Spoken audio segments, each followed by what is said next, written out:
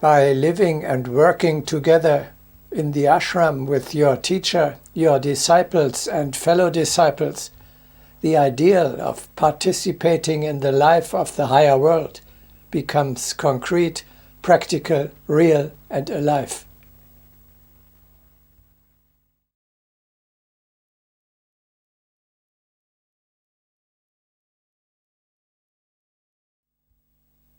What goes on in the physical world is insignificant. What matters alone is the eternal life in your homeland. Your existence as a disciple on the second, higher, subtle level of reality is more than mere intellectual playfulness. Your soul is your real self. So its life in the ashram is your true existence.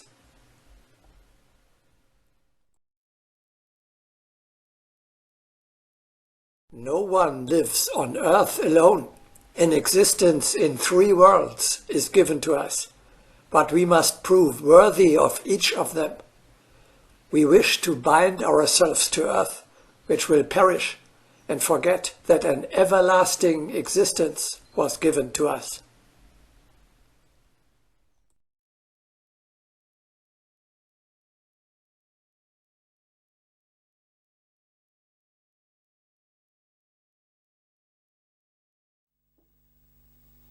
My favorite term from Agni Yoga is transfiguration, which means the elevation, refinement and beautification of any situation in life by spiritual power alone.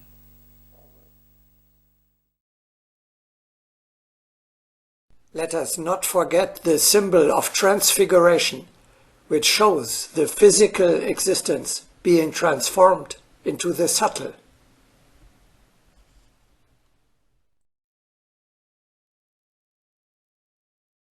To overcome inwardly the external conditions in which fate has placed you, certainly not by chance, is the first step on the spiritual path.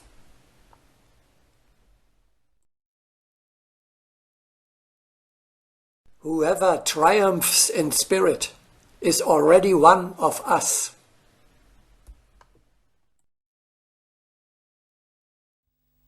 To create for oneself heaven already on earth is one of the fundamental spiritual exercises of living ethics.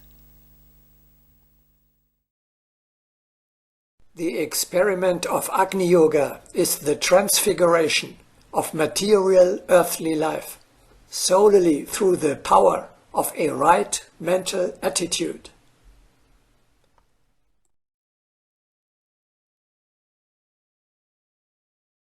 He who thinks beautifully will not suffer.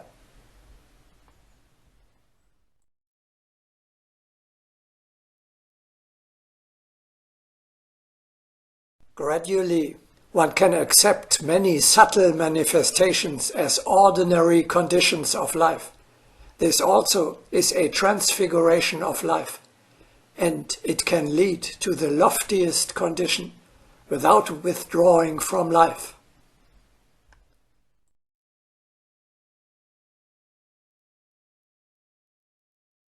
What must I do practically to transfigure my daily life in this way? You take a new mental attitude to every life situation, the standpoint of eternity.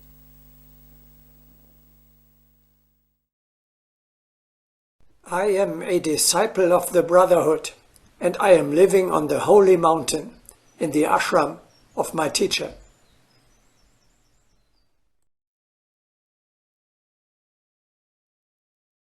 Earthly existence can be transfigured only through the force of a clear visualization of the future life. Such visualization is like casting an anchor. The ship is then drawn towards the desired goal by a strong anchor.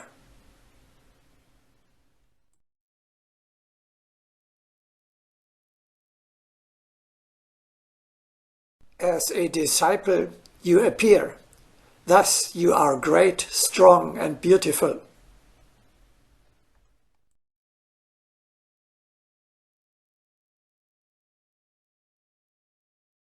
In the ashram you are dwelling. Thus the world in which you live is sublime and beautiful.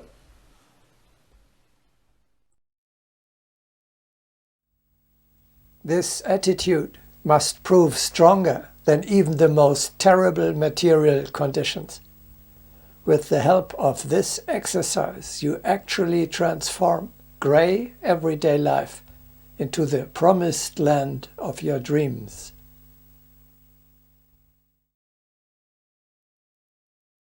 The temple is in spirit, the justification is in spirit, and the victory is in spirit.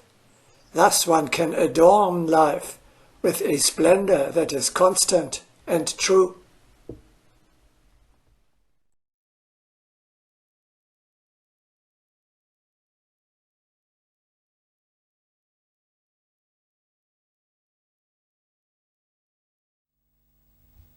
If you want to live in heaven, in an ashram, even if it is only for a weekend, you must of course abide by the laws that apply there, especially since heaven is created by these habits in the first place.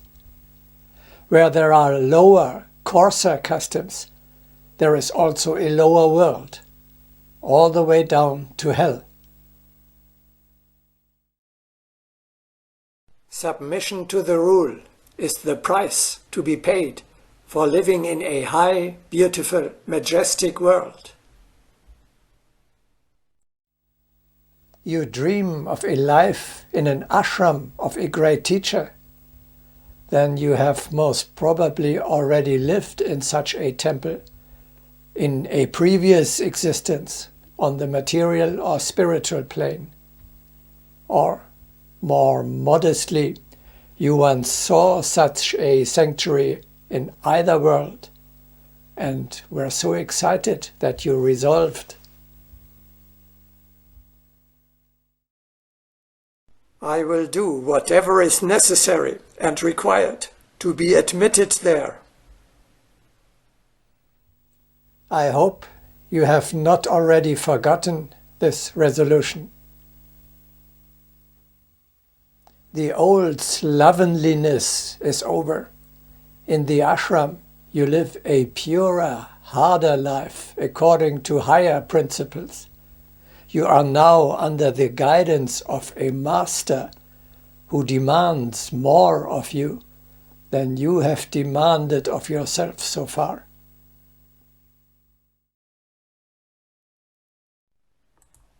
The disciple must not consider his soft armchair higher than the throne of the guru.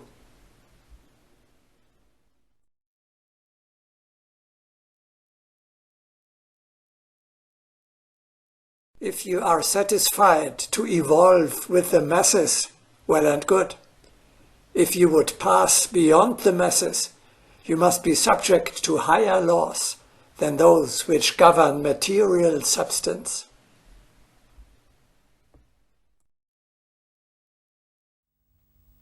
The usual pleasures come to an end.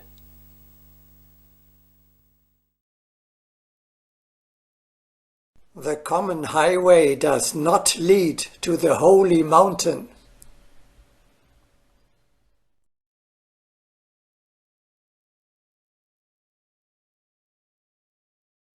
From the moment your feet shall cross the sill of the high-barred gate, which now divides the things of the spirit and the things of the flesh, from that moment life has changed for you. You are no longer owner of yourself. You have no longer a right to claim for yourself the easy things, the delights of that part of life's path you are leaving. You have only the right of renunciation, the joys of introspection.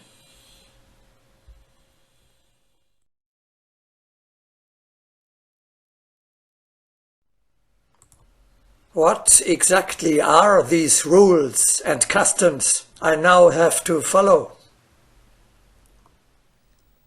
Essentially, we are talking about the 10 pillars of the practice of Agni Yoga, on which there is a separate series of videos.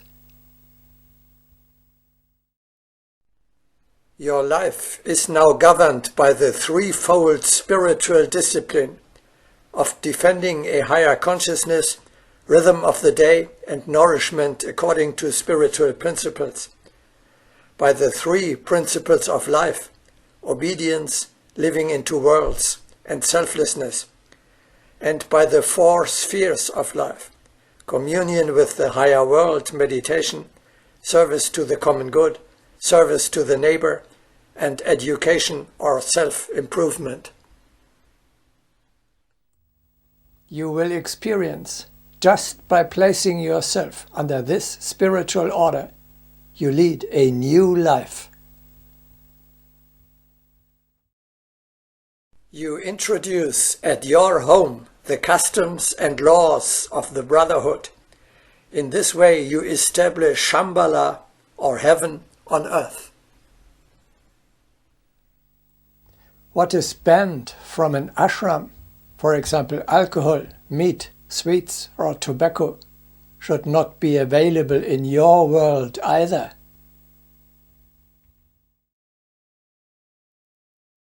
These are questions of duty, done or undone, of responsibilities, assumed or ignored.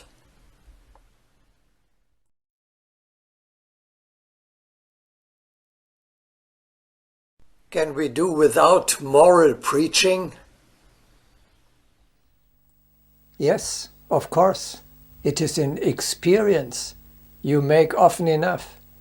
If you do not adhere to these customs, for example, if you drink alcohol or eat too much, your vibration drops. You lose touch with your heaven. You remove yourself from the blissful presence of your teacher and your soulmates. You fall into a lower sphere of the spiritual world. A place where one dines sumptuously and indulges in the excesses of the body is certainly not an ashram of the Brotherhood.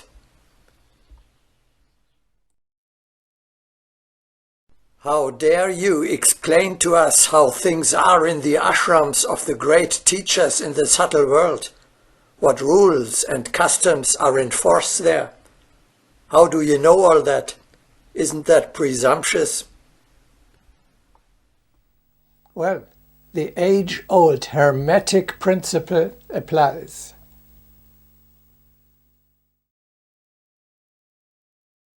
As below, so above.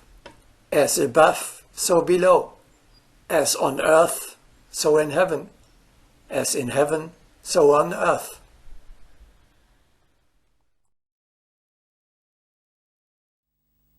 We may therefore safely assume the great teachers, when they incarnated on earth, lived here no differently than they did in the heaven from which they came. They built down here the same structures as they used to live in up there. What we know about their earthly existence therefore also shows how things are in their supramundane dwellings. Now, we are astonished to find all the great masters of all times and all religions, from Buddha, Pythagoras and Plato to Saint Pachomius and Benedict, from the medieval monastic orders to Mahatma Gandhi and Mother Teresa, exemplified and demanded of their disciples more or less the same way of life. The 10 pillars of the practice of Agni Yoga are the contemporary expression of this supratemporal order of life.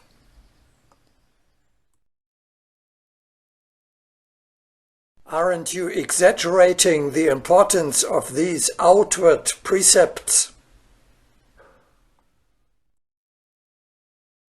No, the angel gave Saint Pachomius the rule of the first Christian monastery with the words, "By following this rule, all flesh will be redeemed." You can experience for yourself, by living in a pure place, you yourself become pure. The assertion of higher laws actually brings about a higher civilization.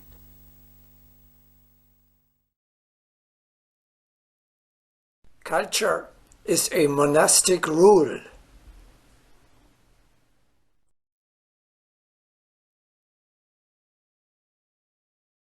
Once again, this is rather lofty and far removed from my normal everyday life. Then let us put it more simply. Read again the beautiful novel Enchanted April by Elizabeth von Arnim. Witness how an atmosphere of beauty transforms, uplifts and transfigures people. The inconspicuous one becomes the boss. The hypocritical rediscovers life. The embittered blossoms, and the bored finds love.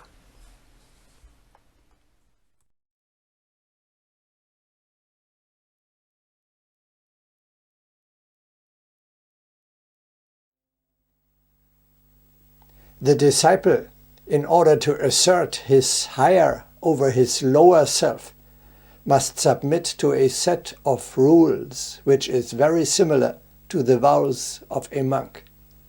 In an interior temple, this spiritual discipline is even more important. Why is that so? Because here the external support from the physical community is lacking, in which you can hardly behave differently than everyone else around you. Alone, it is more difficult to observe the rule. Nevertheless, I don't particularly like the term discipline. It sounds like coercion imposed on me by some foreign authority. How do you like the word self-discipline? It expresses self-control. Mastery of your animal nature is in your own interest, namely in that of your eternal divine self. You avoid all this poison that makes your soul small, weak and ugly, and destroys the paradise in which you so much love to live.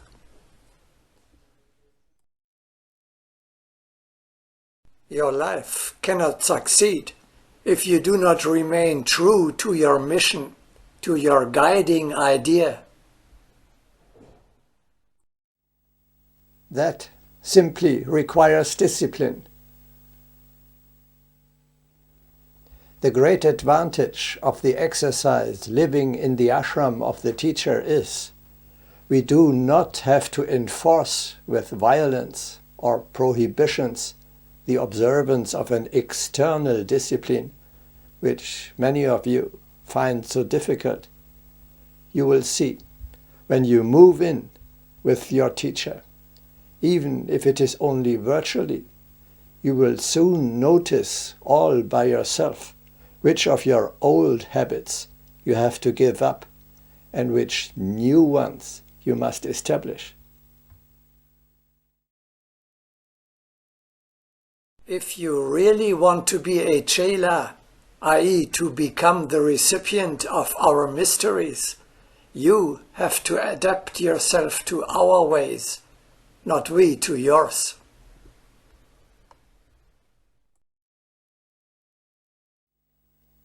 In this new environment, you will naturally imitate that what your soulmates, and especially your teacher, are doing. When you are living with your family, you cannot help. but following their customs and rules as a matter of course. For example, I have 4 children. With the first 2, you ponder and worry a lot about how to bring them up properly. The last one, on the other hand, just goes along with the others. It is not really brought up at all. It adapts all by itself to the everyday practice that has become established within the family. Another example. As a guest of Helena Röhrig in the Kulu Valley, you would not even think of desecrating the solemn atmosphere of this sanctuary by giving in to the primitive desires of the body, by actions that are not customary there and obviously out of place. Therefore, the teaching speaks of a spiritual discipline, which is externally imperceptible.